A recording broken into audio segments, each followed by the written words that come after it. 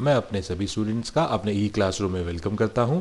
आज इस वीडियो में हम मनी एंड बैंकिंग टॉपिक के 6th पार्ट के बारे में पढ़ेंगे, जो कि क्लास 12th मैक्रोनॉमिक्स के पर्सपेक्टिव से बनाया गया है।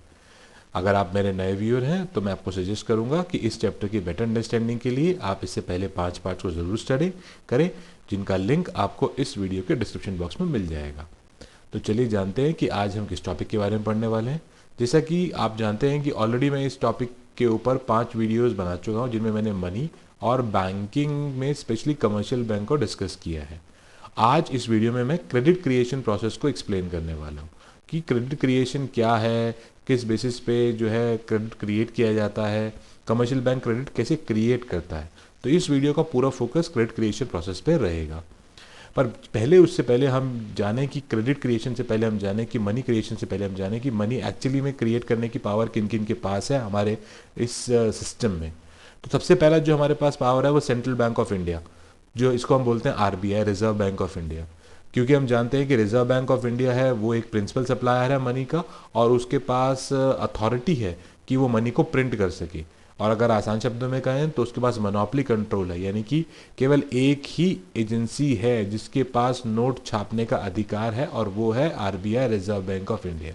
ये अधिकार उसको सिर्फ इसलिए दिया गया ताकि यूनिफॉर्मिटी बनी रहे करेंसी में, और बहुत सारे कारण हैं जिनको हम रिजर्व बैंक ऑफ इंडिया के फंक्शंस के वक्त पढ़ते वक्त जरूर कवर करेंगे। दूसरा है government of the country. Government of the country, reserve bank के अलावा भारत के अंदर गवर्नमेंट ऑफ द कंट्री भी कुछ करेंसीज को इशू करने के लिए रिस्पॉन्सिबल है। जैसे कि जितने भी कॉइन्स हम देखते हैं उनके सबके डिनोमिनेशन के लिए जो रिस्पॉन्सिबल है वो मिनिस्ट्री ऑफ फाइनेंस है, जो कि गवर्नमेंट के अंडर या एक्शन से के साथ ही मैनेज किया जाता है। दूसरा, 1 रुपी नोट जो है वो भी गवर्नमेंट ऑफ इंडिया द्वारा ही इशू किया जाता है। लेकिन जो थर्ड है कमर्शियल बैंक, वो डायरेक्टली मनी क्रिएशन में नहीं पार्टिसिपेट करता, बट एक इंपॉर्टेंट रोल प्ले करता है। जैसे कि आप देख रहे हैं कि ये तो ना तो इशू करता है करेंसी को, ना नोट्स और कॉइन्स को इशू करता है, फिर भी ये क्रेडिट क्रिएट करता है, यानी कि मनी क्रिएशन में हेल्पफुल है। कैसे? By helping of demand deposits. अब ये credit creation process commercial bank कैसे क्रिएट करता है, इसको अंडरस्टैंड करने के लिए हमें थोड़ा सा जानना पड़ेगा कि ये पूरा बैंकिंग सिस्टम का डेवलपमेंट कैसे हुआ। तो इसके लिए हमने एक स्टोरी, जिसको हम बोलेंगे गोल्डस्मिथ टेल, हमने डिस्कस की है, जहाँ की हम बात कर रहे हैं कि कैसे over the time banking system develop हुआ और ये क्रेडिट क्रिएशन का प्रोसेस कैसे समझ में आया। तो जैसे कि मैं आपको रिपीट करूं, हमने ऑलरेडी जब एवोल्यूशन ऑफ मनी के वीडियो डिस्कस किया था तो उसमें मैंने डिस्कस किया था कि कैसे मनी जो है चेंज हुई मेटालिक से पेपर फॉर्म में। अभी हम दोबारा मेटालिक मनी में जाएंगे। हम सोचेंगे कि एक टाउन है जिसके अंदर एक ही गोल्ड स्मिथ है, the one who deals with gold, right. And दूसरा जो है, हमारी जो इकोनॉमी में करेंसी है वो गोल्ड है। अब आपको पता है कि मेटालिक मनी गोल्ड के अंदर क्या इशू था कि उसको कैरी करना बहुत डिफिकल्ट था, उसको यूज़ करना बहुत डिफिकल्ट था, और उसकी सेफ्टी एक मेजर कंसर्न था। तो उस चक्कर में लोग क्या करते थे, उस वजह से लोग क्या करते थे, अब लोगों ने और अपने जो गोल्ड है उसको एक ऐसे व्यक्ति के पास डिपॉजिट करना ज़्यादा कंफर्टेबल समझा जिसके पास बेटर फैसिलिटीज़ हों, ताकि वो सेफली आपके गोल्ड को सिक्योर करके रख सके। तो गोल्डस्मिथ वो फैसिलिटी प्रोवाइड करता था, तो लोग उसको अपना गोल्ड जो है गोल्डस्मिथ के पास जाकर डिपॉजिट करते थे, और इसके बदले में गोल्डस्मिथ उन्हें एक पेपर इशू कर देता था, एक काइंड ऑफ मेमोरेंडम, कि आप कभी भी आकर, या एक प्रॉमिस पे करता था ऑन पेपर कि आप कभी भी आकर अपना पैसा जो है, अपना गोल्ड जो है विड्रॉ कर सकते हैं।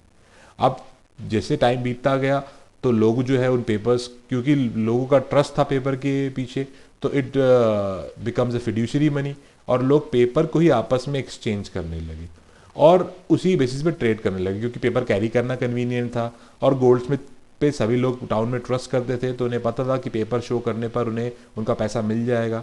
अब ऐसे समय में गोल्डस्मिथ ने ऑब्जर्व किया कि बहुत ही कम लोग जो हैं वो अपना गोल्ड जो है विड्रॉ करने के लिए आ रहे हैं।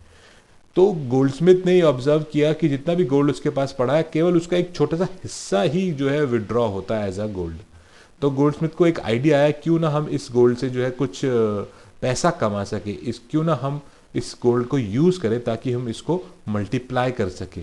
तो उसके लिए गोल्डस्मिथ ने क्या किया, गोल्डस्मिथ ने एक तरीका अपनाया। गोल्डस्मिथ ने अपना जितना गोल्ड था उसको 2 हिस्सों में बांट लिया, और एक हिस्से को उसने अपने पास रखा कि भाई ये पैसा जो है मैं अपने पास रखूंगा ताकि कोई मांगने को आए अपना गोल्ड तो मैं उसको वापस दे सकूं। और दूसरा को उसने लोन प्रोवाइड करने के लिए इस्तेमाल करना शुरू कर दिया। उसने एक और सर्विसेज शुरू कर दी कि आप मुझसे कर्जा ले सकते हैं, लोन ले सकते हैं। जब लोग वहाँ आते थे लोन लेने के लिए किसी अपनी ज़रूरत को पूरी करने के लिए, तो लोग उस पैसे को विड्रॉ करते थे गोल्डस्मिथ से और उसका यूज़ करते थे किसी गुड्स एंड सर्विस को परचेज करने के लिए। अब जिससे भी वो गोल्ड, जिसको जहाँ पे भी वो गोल्ड स्पेंड किया गया है, जहाँ पे भी खर्च किया गया है, वो भी उसी टाउन का व्यक्ति होगा। तो जो सेलर है वो गोल्ड रिसीव करता था। अब क्योंकि सेलर ने गोल्ड रिसीव किया, अब उसके पास तो कोई सिक्योर प्लेस नहीं है रखने के लिए, तो वो सेलर क्या करता था, वो दोबारा जाकर गोल्ड स्मिथ के पास वही गोल्ड डिपॉजिट करता था। तो अगर आप ध्यान से देखें तो गोल्ड स्मिथ से जो गोल्ड निकला था वो दोबारा उसी के पास पहुंच गया, एक सर्कल कंप्लीट कर रहा है ये। तो जब गोल्ड स्मिथ ने लोन देना स्टार्ट किया तो उसने ऑब्जर्व किया कि ये सेम गोल्ड जो इशू कर रहा है वो वापस उसके पास आ जा रहा है। और कुछ समय बाद जब उसने ऑब्जर्व किया तो उसने देखा कि जो मार्केट में पेपर सर्कुलेट हो रहे हैं वो बहुत ज्यादा टाइम्स हैं किस कंपैरिजन में, उस कंपैरिजन में जिस कंपैरिजन में उसके पास गोल्ड रिजर्व्स हैं। तो अगर कहीं ना कहीं देखें तो it is nothing but creation of money. तो अब ये एक समस्या का कारण बन सकता था उसके लिए फ्यूचर में। कब? वो तब बनता समस्या का कारण कि जब अगर एक साथ सारे के सारे पेपर्स जो हैं वो पहुंच जाएं अपना गोल्ड मांगने के लिए। क्योंकि आप देखिए कि गोल्ड जो है वो उतने रिजर्व उसके पास नहीं है, लेकिन जो पेपर्स हैं वो मल्टीपल फॉर्म में क्रिएट हो गए हैं। तो इस प्रॉब्लम की वजह से गोल्डस्मिथ को फ्यूचर प्रॉब्लम हो सकती थी। बट अगर ये सब कुछ चीज़ ध्यान दें तो गोल्डस्मिथ ने कहीं ना कहीं एक ऐसा प्रोसेस क्रिएट किया जिससे उसने इकोनॉमी के अंदर मनी को, यानी पेपर मनी को मल्टीप्लाई कर दिया। और इसी प्रोसेस को क्रेडिट क्रिएशन बोलते हैं। अब इसको आज के बैंकिंग फॉर्मेट में समझते हैं। देखिए, बैंकिंग, गोल्डस्मिथ को एक बैंक की तरह ट्रीट कीजिए। तो जिस तरह एक बैंक जो दो काम करता है वो करता है एक्सेप्टिंग डिपॉजिट्स, और कौन से डिपॉजिट्स? डिमांड डिपॉजिट्स, जो व्यक्ति कभी भी चाहे तो विड्रॉ कर सकता है। और दूसरा लोन देना, गिव आउट लोन्स। तो गोल्डस्मिथ भी तो गोल्ड डिपॉजिट कर रहा था और उनके बदले पेपर इशू कर रहा था जो कभी भी आके विड्रॉ कर सकते थे और लोगों को लोन दे रहा था। करेक्ट? तो कमर्शियल बैंक भी सेम दो कार्य करता है। और कमर्शियल बैंक क्या करता है? गोल्डस्मिथ तरह ही इस जो इसके पास जितना पैसा उसके पास लोगों का जमा होता है उसको वो दो हिस्सों में बांट लेता है। क्योंकि कमर्शियल बैंक जानता है कि सभी लोग अपना पैसा विड्रॉ करने नहीं आते। जैसे हम सब अपने पैसा कमर्शियल बैंक में जाके जमा करते हैं, लेकिन क्या हम सारा अपना पैसा विड्रॉ करते हैं एक साथ? नहीं, हमारी अपनी ज़रूरत के हिसाब से हम उसको विड्रॉ करते हैं। तो जो बैंक है वो भी गोल्डस्मिथ के बेसिस पे अपने रिजर्व्स को, जो कि टोटल डिमांड डिपॉजिट उसके पास आते हैं, उसको दो हिस्सों में बांट लेता है। एक है रिक्वायर्ड रिजर्व और दूसरा एक्सेस रिजर्व। रिक्वायर्ड रिजर्व वो पैसा है जो वो फ्रैक्शन ऑफ डिपॉजिट है, यानी डिपॉजिट का वो हिस्सा है जो वो अपने पास रखता है ताकि जब कोई व्यक्ति पैसा मांगने आए तो उसको वो दे सके। और एक्सेस रिजर्व वो पैसा है जिसको पता है कि इतने से ज्यादा लोग मेरे पास पैसे मांगने को नहीं आएंगे, तो वो जो एक्स्ट्रा पैसा बचा वो यूज करता है to provide loans to the people. अब इसी प्रोसेस को समझने के लिए एक एग्जाम्पल का यूज करते हैं। सपोज पूरे इकोनॉमी में एक ही बैंक है और उस बैंक में शुरुआत में 100 करोड़ रुपए जमा हुए। अब बैंक ने अपने एक्सपीरियंस से ऑब्जर्व किया कि 100 करोड़ में से केवल 10% लोग ही अपना जो अमाउंट है वो विड्रॉ करते हैं और बाकी जो है वो पैसा बैंक के पास एक्स्ट्रा रहता है। तो बैंक ने क्या किया? बैंक ने उस डिपॉजिट्स को, जो 100 करोड़ रुपए उसके पास आए, उसको उसने दो हिस्सों में बांट लिया। एक है रिक्वायर्ड रिजर्व और एक है एक्सेस रिजर्व। जो रिक्वायर्ड रिजर्व है, जिसको हम क्या कह सकते हैं? Legal reserve ratio. इसको सीआरआर भी बोलते हैं, कैश रिजर्व रेशियो। यानी कि वो पैसा जो कमर्शियल बैंक अपने पास रखेगा कैश की फॉर्म में, लिक्विड फॉर्म में, ताकि जब कोई व्यक्ति अपने डिपॉजिट्स को वापस मांगने को आए तो उसको वो अमाउंट दी जा सके। और एक्सेस रिजर्व को यूज किया गया टू प्रोवाइड लोन। अगर आप देखें तो बहुत सिमिलरिटी है गोल्डस्मिथ और कमर्शियल बैंक के एक्टिविटी के अंदर। अब इसी को समझते हैं कैसे क्रेडिट क्रिएट हुआ। देखिए, पहले जब 100 करोड़ रुपए बैंक में आए तो उससे नए 100 करोड़ के डिपॉजिट्स क्रिएट हुए। अब बैंक जानता है कि 100 में से 10% लोग अपने पैसा विड्रॉ किए आएंगे, तो बैंक ने 10 रुपए तो अपने पास रख लिए, यानी 10 करोड़ रुपए तो अपने पास रख लिए और बाकी 90 करोड़ लोन देने के लिए उसने एक्सेस रिजर्व के तौर पे फ्री छोड़ा। जब बैंक किसी को 90 करोड़ का लोन देता है, अगर मान लीजिए बैंक इसको लोन देगा 90 करोड़ का, तो 90 करोड़ का लोन उसके अकाउंट में डाल कर देगा, उससे फिर विड्रॉ करेगा। तो इसका मतलब वो 90 करोड़ जो है वो दोबारा डिपॉजिट्स क्रिएट करेंगे बैंक के अंदर।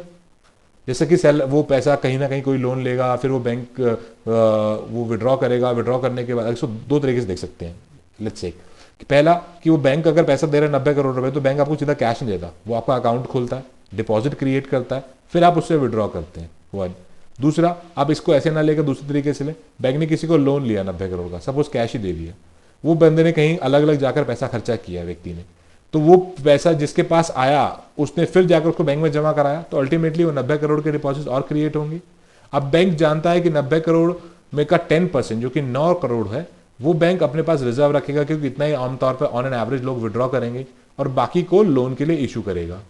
फिर ये 81 करोड़ जो है वो दोबारा जाकर जो है वो एक नए डिपॉजिट्स क्रिएट करेंगे, जिसका 10% बैंक अपने पास रखेगा और बाकी लोन देगा। तो ये जो प्रोसेस है ये कॉन्टिन्यूसली चलता रहेगा जब तक कि ये एक्सेस रिजर्व जो है ये एग्जॉस्ट नहीं हो जाते, ये जीरो नहीं हो जाते।